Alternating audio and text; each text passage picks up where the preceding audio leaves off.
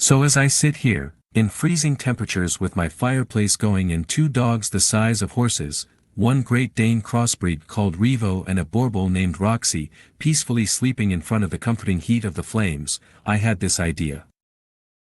As a young South African dude, 22, I have had quite the crazy life so far. Crazy enough for me to think these stories should 100% be worth sharing because despite the fact that none of them have really been the smartest things I've done, these are absolute core memories guaranteed to at least get a chuckle out of you. Every family should have, what I believe, a regular holiday destination. The place that was the #1 getaway for long weekends and shorter holidays. A place that was not too far from home but entertaining enough for the kids to have countless hours of fun while the parents could still switch off and go into holiday mode, just a nice way of saying day drinking for the adults. We all know that's all a holiday actually is. For us that place was, and still is, Badplaas.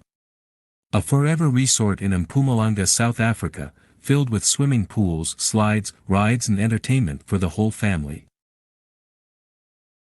Me and my younger brother, Dylan, were 11 and 10 at the time, and after a long day of swimming, sliding, and getting sunburnt, I remember our parents giving us strict instructions to go shower and get dressed in warm clothes before we had dinner.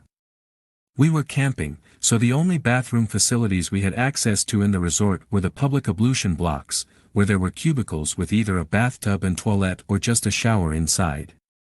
These cubicles had walls that were about 2 m high and were left open at the top. So as me and Dylan walked into the block, I see an open cubicle right by the entrance. This cubicle had only a bathtub and toilet, right there, and then I urgently needed that toilet. So immediately I tell Dylan, let's take this one, and he says, but there's only one bathtub. So I convince him that he could run a bath while I use the toilet and then I will take a bath after him. He agreed. So while I'm on the toilet, taking care of business, we are having a big conversation as Dylan is running a bath, until we got interrupted. An ice-cold mountain of water came crashing over the top of the wall, all over me while I'm fully dressed still sitting on my throne. Dylan laughing his ass off at me while I on the other hand was furious. Seconds later the cubicle next door opens and shortly after we hear the shower open. I tell Dylan to close the tap and pick up our bags, because we need to get ready to run. I had an idea. Seeing a plastic container on the side of the bathtub with a bar of soap inside, gave me the fabulous idea to get back at this $H**. Taking out the bar of soap and very carefully using the container to scoop out my turd from the toilet, I know, sounds disgusting, right? I cautiously climbed onto the reservoir on the back of the toilet so that I can have the height to look over to the next door cubicle. Without any hesitation I threw it, the turd, at that person with every ounce of power in my arm.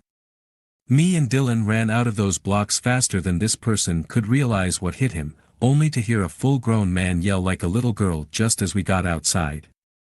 Sprinting our way back to the campsite, which was not very far, we could not wait to tell our dad what happened. On the arrival, still giggling about what happened, our dad and grandpa were standing at the fire and Dad almost immediately asked us, "What did you two get up to now?" Out of breath from sprinting and still a bit of giggling, we instantly spill the beans. Not really knowing if Dad was ready to give us the hiding of our lives or going to laugh. Nevertheless, he wasn't the one reacting weird. My grandpa standing next to him looked like he had just seen the Loch Ness Monster, with eyes the size of golf balls. He looked at my dad and said, "I was the one that threw the kids with water." Luckily for us, this never ended up getting us in trouble.